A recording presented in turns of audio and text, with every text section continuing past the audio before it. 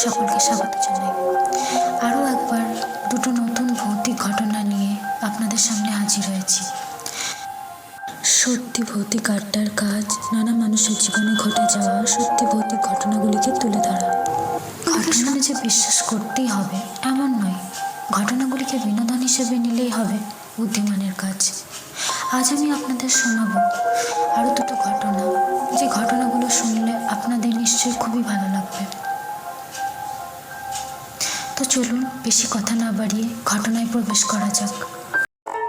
শুরু হচ্ছে সত্যি ভৌতিক আড্ডা দ্বিতীয় এপিসোডে সবাইকে স্বাগত জানাচ্ছি। শুরু করছি আমাদের 2 নম্বর এপিসোডের প্রথম ঘটনাটি সেই দাদার মুখ থেকে শোনার পর আমি আপনাদের শোনাচ্ছি। আমি তার জায়গা নিয়ে তার মতো করে বলার চেষ্টা করছি। পৌষ মাসে আমরা প্রত্যেকবারই মাঠে বন্ধুদের সাথে মিলে ফিস্ট করতে যাই। তো এবারও আমরা সেই মতো সব জোগাড়জান্তি করে ফিস্ট করতে যাচ্ছি পৌষ মাসে। আমরা মোট 13 থেকে 14 জন মতো ছিলাম। আমরা ঠিক করি হাঁসের মাংস, আর সেই জন্য আমরা 8 থেকে 9টা মতো হাঁস নিয়ে যাই। আর ওখানে উনুনে রান্না করা হবে বলে প্ল্যান করা হয়। উনুন তৈরি করব মাটি দিয়ে, তাই সাথে কোদাল নিয়ে যাওয়া হয় মাটি খোঁড়ার জন্য। তো আমাদের রান্না বান্না কমপ্লিট হয়ে যাওয়ার পর আমরা সবাই খাওয়া দাওয়া করি এবং তারপর সবাই মিলে আনন্দ করি। তো এই রকম চলতে চলতে মোটামুটি সন্ধে হতে যাবে, এমন সময় ওরা সবাই চলে আসে আর সব কিছু দেখে শুনে নিয়ে বাড়ি চলে যায়। তো আমি খাওয়া দাওয়া করে কিছুক্ষণ থেকে বাড়িতে চলে আসি তাড়াতাড়ি। আর আসার সময় ওদের বলে দিয়ে আসা হয় যে কোদালটা মনে করে যেন নিয়ে আসা হয়। আর ওরাও জানায় ঠিক আছে, আমি ঠিক মনে করে নিয়ে যাব। রাত যখন ঠিক 8টা, তখন আমার বন্ধুদের মধ্যে একজন আমাকে ফোন করে আর জানায় যে ওরা কোদালটা আনতে ভুলে গেছে। যেখানে ওরা ফিস্ট করেছিল সেখানেই হয়তো পড়ে আছে বলে জানায়। এবার এই নিয়ে আমাদের মধ্যে একটু কথা কাটাকাটি হয়। কোদালটা যেহেতু তারা দায়িত্ব করে নিয়ে এসেছিল আর সকালে ফেরত দেবো বলে কথা দিয়েছিল, এবার ওটা যদি আর না পাওয়া যায় তখন কি হবে? দায়িত্ববোধ বলে তো কিছুই থাকবে না। কিন্তু সেই বন্ধু আমাকে বলে যে তুই কোদালটা একটু নিয়ে আয় আর এনে তোর বাড়িতে রাখ, সকালে আমরা নিয়ে আসবো তোর বাড়ি থেকে।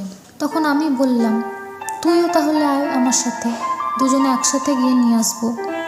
কিন্তু সেই বন্ধু বলল আমি এখন যেতে পারবো না, আমার কাজ আছে। দাদা খুব সাহসী ছিল, যার জন্য দাদা ভূতে বিশ্বাস করতো না, কখনো মানতো না যে এসব কোনো জিনিস হয়। তো দাদা এবার বলে, আমি বেশ কিছুটা ভয় পেয়ে যাই আর ভাবি এত রাতে মাঠে একা যেতে কেমন যেন লাগবে। একে অন্ধকার, যদিও আমাদের বাড়ি থেকে মাঠের দূরত্বটা খুব একটা বেশি নয়, তাই আর খুব বেশি চিন্তা না করে আমরা এক পরিচিত ভাইকে ফোন করলাম আর বললাম শোন না, আমরা আজকে যেখানে ফিস্ট করছিলাম সেখানে একটা জিনিস ফেলে এসেছি, ওটা কাল আমাকে ফেরত দিতেই হবে, একটু আমার সাথে তোকে যেতে হবে, প্লিজ আয়। আর তারপর সেই ভাই আসার পর আমি তাকে নিয়ে মাঠের দিকে রওনা দিই। মোবাইলের টর্চ জ্বালিয়ে চারিদিক একবার দেখে নিই, আর চারিদিক দেখি খুব শুনশান আর অন্ধকার হয়ে আছে। আর আমরা যে জায়গাটায় বনভোজন করি সেই জায়গাটা আরও বেশি শুনশান দেখায়। যেই জায়গাটায় আমরা বনভোজন করি সেই জায়গাটার সামনে একটা জলের দ্বীপ ছিল আর তার আশেপাশে বহু জঙ্গল ছিল। সেখানে আমরা দুজনে এদিক ওদিক কোদালটা খুঁজতে শুরু করি, কিন্তু তখন শীতের দিন থাকা সত্ত্বেও আমাদের আরও বেশি শীত লাগতে শুরু হয়। সামনে টর্চের আলো ফেলতে দেখি যে বস্তায় করে আমরা হাঁস এনেছিলাম সেই বস্তা রক্তমাখা অবস্থায় জড়ো হয়ে পড়ে আছে। আরও একটু কাছে গিয়ে আমরা কোদালটা দেখতে পাই, আর তখন আমি ভাবি যাক হারাইনি। ঠিক সেই সময় আমার পাশ দিয়ে কিছুক্ষণ মতো একটা হাওয়ার মতো সাই করে পাক খেয়ে খেয়ে চলে যায়। এটা দেখে আমি খুবই ঘাবড়ে যাই। তাও সেই কোদালটা তুলে নিই, আর তোলার পর ডিপের ছাদের দিকে কিছু একটা ধোঁয়া আর আলোর মতো চোখে লাগে। সেটা দেখার পর আমি ভাইকে গিয়ে বলি চল এখানে আমাদের আসাটা একদমই উচিত হয়নি। ভাই বলে, কেন গো? তখন আমি বলি, বেশি কথা না বাড়িয়ে চল, তাড়াতাড়ি হেঁটে চলে যাই এখান থেকে। তারপর আমরা যখন হাঁটতে থাকি তখন আমাদের মনে হয় আমাদের সাথে আরও 2-3 জন একসাথে হাঁটছে একইভাবে। যেতে যেতে থামতেই তাদেরও পায়ের আওয়াজ থেমে যায়। ওই শীতের রাতে রীতিমতো আমরা বুঝতে পেরে ঘেমে নিয়ে যাই আর শরীর প্রায় ভারী হয়ে যায়। আর এই কারণে আমরা ওখান থেকে যত তাড়াতাড়ি সম্ভব হাঁটতে থাকি। আর সেই অদৃশ্য 2-3 জনও একই সাথে আমাদের সাথে হাঁটতে থাকে। আর এরপর আমরা ওখানে মাঠ হেঁটে দৌড়তে শুরু করি যাতে আরও তাড়াতাড়ি রাস্তার ধারে পৌঁছতে পারি। তারপর অনেকটা দূর চলে আসার পর যখন আমরা থামি তখন আমরা বুঝতে পারি যে আমাদের সাথে যে অদৃশ্য 2-3 জন হাঁটছিল তাদের আর কোনো পায়ের আওয়াজ পাওয়া যাচ্ছে না। তারপর আমরা হাঁটা শুরু করি আর হাঁপ ছেড়ে আছি। কিন্তু ঠিক করি আর কখনো কোনো দিন রাতে আমরা মাঠে আর যাব না, সে একাই হোক বা যে কাউকে নিয়ে যাওয়ার জন্যই হোক। কোনো মতে আমি বাড়িতে এসে কয়েকজনকে ব্যাপারটা খুলে বলি। তখন কেউ কেউ বলে, কি দরকার ওখানে যাওয়ার? ওখানে শুনেছি কোনো এন্টিটি রয়েছে যা তোকে মেরেও ফেলতে পারতো। তোরা 2জন ছিলি বলে হয়তো আজ প্রাণে বেঁচে গেলি। একা গেলে হয়তো নির্ঘাত মরতিস, তা নাহলে কিছু একটা ঘটিয়ে আসতিস। এটা শুনে আমি খুব ভয় পেয়ে যাই আর ভাবি একটা কোদালের জন্য আজ আমার প্রাণটা চলে যেতে পারত। আর কেউ বললেও সে কখনো যাবে না বলে ঠিক করে। এই ছিল ঘটনা। কেমন লাগলো আপনাদের নিশ্চয়ই জানাবেন। শুনছিলেন সত্যি ভৌতিক আড্ডার প্রথম ঘটনা। সত্যি ঘটনা শোনানো সত্যি ভৌতিক আড্ডার প্রধান কাজ। শুরু করছি সত্যি ভৌতিক আড্ডার দ্বিতীয় ঘটনা। আমার বাস্তবনে এক বান্ধব, যার আসল নামটা আমি গোপন রেখে কাল্পনিক নাম ব্যবহার করছি। গীতার এক দিদির বিয়ে হয় সম্বন্ধ করে। যে পরিবারে গীতার দিদির বিয়ে হয় সেই পরিবারটা বেশ ভালো ছিল আর ছোট ফ্যামিলি ছিল। বাড়িতে মা, বাবা ও 2 ছেলে নিয়ে বসবাস ছিল তাদের। সেই বাড়িতেই গীতার দিদি বড় বৌমা হয়ে যায়। সেখানে তার কোনো অসুবিধা হতো না। গীতার দিদির দেওর নীল গীতাকে খুব পছন্দ করত। তাই আস্তে আস্তে তাদের মধ্যে ভালো লাগা থেকে ভালোবাসা শুরু হয়। এরপর ফোনে কথা বলা, দিদির বাড়িতে গিয়ে থাকা, একসাথে সুযোগ পেলে কথা বলে, এসব তাদের মধ্যে চলত। এরকম আসা যাওয়া প্রায়ই চলত গীতার। গীতার সাথে নীলের কথা বলা বা ওদের মধ্যে যে কোনো সম্পর্ক হয়েছে সেটা গীতার জামাইবাবু বুঝতে পারে। তখন ব্যাপারটা দেখে জামাইবাবুর একদম পছন্দ হয় না। তাই গীতাকে বেশি তাদের বাড়ি আসতে বারণ করে দেওয়া হয়। কিন্তু তাদের মধ্যে কথা বলা বলি হয়। সেটা জানতে পেরে গীতার দিদি চন্দ্রিমাকে বলে যে ওদের মধ্যে কি ফোনে কথা হয়? তুমি কি কিছু জানো? তোমার বোনকে জিজ্ঞাসা করো তো। তোমার বোন যদি কোনোভাবে আমার ভাইয়ের সাথে কথা বলে থাকে তাহলে তুমি ওকে বারণ করে দাও। তুমি তোমার মতো করে ওকে শাসন করো। ওকে বলবো আমার ভাইয়ের সঙ্গে যেন আর কোনোদিনও কথা না বলে। এরপর একদিন গীতার দিদি গীতাকে ফোন করে বলে, তুই কি নীলের সাথে ফোনে কথা বলিস? তখন গীতা বলে, না তো। তখন দিদি গীতাকে বলে, মিথ্যে বলিস না, যদি সত্যি বলে থাকিস তো বল। তোর জামাইবাবু জানতে পেরেছে তাই আমাকে বলতে বলেছে। তাও গীতা সেভাবে উত্তর দিতে চায় না। আর দিদি ওকে বলে, শোন, যদি বলে থাকিস আর তোদের মধ্যে কোনো যদি সম্পর্ক থেকে থাকে তাহলে সেটা প্লিজ আর রাখিস না। তোর জামাইবাবু পছন্দ করে না এসব। গীতার এই কথাটা শোনার পর মনটা খুব খারাপ হয়ে যায়। তাও দিদিকে বলে, হ্যাঁ বলতাম কথা, ঠিক আছে আর বলবো না। তারপর বেশ কিছুদিন নীলকে এড়িয়ে চলার চেষ্টা করে গীতা। কিন্তু এরপর নীল বারবার যোগাযোগ করায় একসময় গীতা নীলের ফোন রিসিভ করে আর কথা বলতে বলতে দিদির ক্লাসের বড়রা ভুলে যায়। তারপর হঠাৎ একদিন চন্দ্রিমার সাথে ওর বরের প্রচণ্ড ঝামেলা শুরু হয়। আর সেই ঝামেলার ফলে পরে ওর বর গলায় দড়ি দিয়ে আত্মহত্যা করে। এরপর ওর দিদি ওর স্বামীর এই অবস্থা দেখে কান্নায় ভেঙে পড়ে। আর এদিকে হসপিটালে নিয়ে গেলে পোস্টমর্টমের পর বডি ছেড়ে দেওয়া হয়। এরপর সব কাজ সম্পন্ন হয়।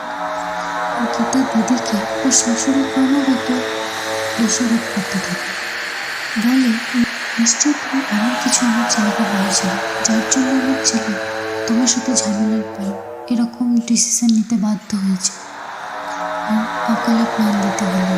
দিদিকে এসব বলার পর দিদি সব শুনে আরও বেশি কাঁদতে থাকে আর ভেঙে পড়ে। কিন্তু ঘটনার শুরুটা এখান থেকে, যার জন্য ওর পড়াশোনার ওপর আশ্চর্য রকমের প্রভাব পড়ে। গীতা যে ঘরে থাকত সেই ঘরটায় প্রায় নানান আসবাবপত্রে ঠেসে ঠেসে করে রাখা থাকত, মানে ঘরটা সম্পূর্ণ জিনিসপত্রে ভর্তি ছিল। সেই ঘরে গীতা একাই থাকত। এরকমই হঠাৎ একদিন গীতা ঘরে যখন বসে টিভি দেখছিল, তখনই হঠাৎই দেখল ঘরের সব শোকেস যেগুলো রাখা ছিল সেগুলো নড়তে শুরু করেছে। ও মনে করলো যে ভূমিকম্প হচ্ছে নাকি। যখন অনেকক্ষণ ধরে নড়তে থাকলো, তখন গীতা নিচে মেঝেতে পা রাখতে একটা শোকেস পড়ে ভেঙে গেল। সেটা দেখে প্রচণ্ড ভয় পেয়ে গেল। আর তারপর সব স্বাভাবিক। ও বুঝতে পারলো না এটা কীরকম ভূমিকম্প, কারণ ঘরের আর কোনো জিনিস ওভাবে নড়েনি যেভাবে শোকেসগুলো নড়ছিল। এরকমই গীতার ঘরের অনেক জিনিসপত্র প্রায় এভাবে ভূমিকম্পের মতো নড়তে থাকতো, কিন্তু কিছুক্ষণ পরেই সব স্বাভাবিক হয়ে যেত। এই কারণে গীতা অনেকটাই ভেঙে পড়ে। ও ভয় পেতে থাকে যে কী কারণে এরকম জিনিস ওর সাথে হচ্ছে। এখানে ঘটনা শেষ হলো না, আরও অনেক জিনিস ওর সাথে হতে থাকলো। এরপর একদিন গীতা নিজের ঘরে চুপচাপ বসেছিল। হঠাৎ কোনো হাওয়া নেই, বাতাস নেই, তা সত্ত্বেও ওর ঘরে ওর বাঁধানো যে ছবিটা ছিল সেটাই খুলে পড়ে যায় আর মেঝেতে পড়ে ভেঙে যায়। সেটা দেখে গীতা আরও বেশি ভয় পেয়ে যায়।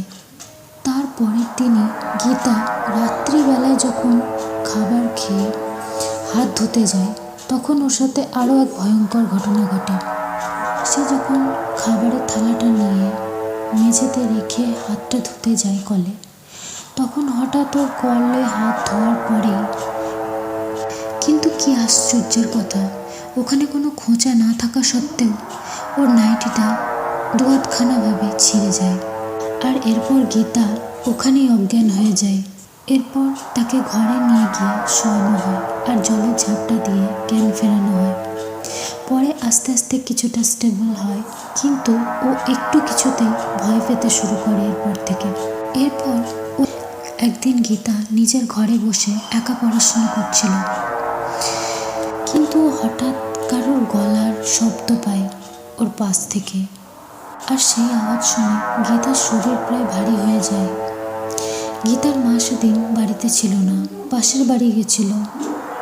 গীতার সাথে এরকম ঘটনা ঘটার কারণে গীতা এই জিনিসটা সহ্য না করতে পেরে প্রায় চিৎকার করে অজ্ঞান হয়ে যায়।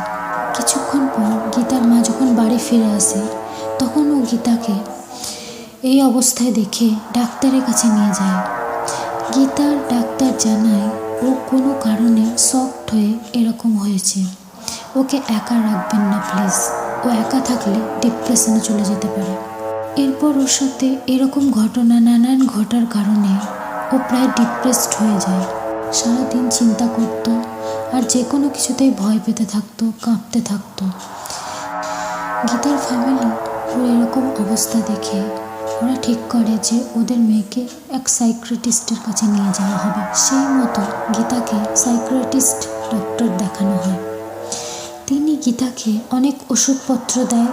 এরপর ওর মনে হয় যে ওর দিদি ওকে বারণ করেছিল নীলের সাথে সম্পর্ক না রাখতে। ওর জামাইবাবু চাইতো না যে ওদের মধ্যে কোনো সম্পর্ক থাক বা তৈরি হোক, তাই ওর সাথে যোগাযোগ বন্ধ করে দেয়।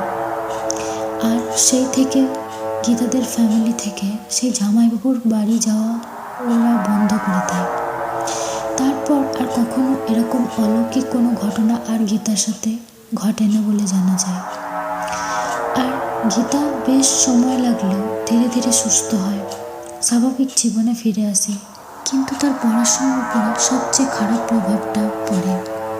এই ছিল গীতার সাথে ঘটে যাওয়া এক অলৌকিক ঘটনা। আপনাদের কেমন লাগলো অবশ্যই জানাবেন। শুনছিলেন সত্যি ভৌতিক আড্ডার দ্বিতীয় অর্থাৎ আজকের শেষ ঘটনা পাঠে আমি পারমিতা ছিলাম। আপনারাও আপনাদের জীবনে ঘটে যাওয়া বা আপনার কোনো আপনজনের সাথে ঘটে যাওয়া ঘটনা আমাদের পাঠাতে পারেন। কিভাবে পাঠাতে হবে বলে দিচ্ছি। আপনার নাম, ঠিকানা সহ আপনার ঘটনা লিখে পাঠান আমার ডেসক্রিপশানে দেওয়া ইমেলে। ঘটনা শোনানো হবে আমাদের চ্যানেলে। ততক্ষণ সবাই ভালো থাকুন, সুস্থ থাকুন। দেখা হচ্ছে পরের এপিসোডে আবার কারোর জীবনে ঘটে যাওয়া কোনো সত্যি ভৌতিক ঘটনা নিয়ে। ধন্যবাদ।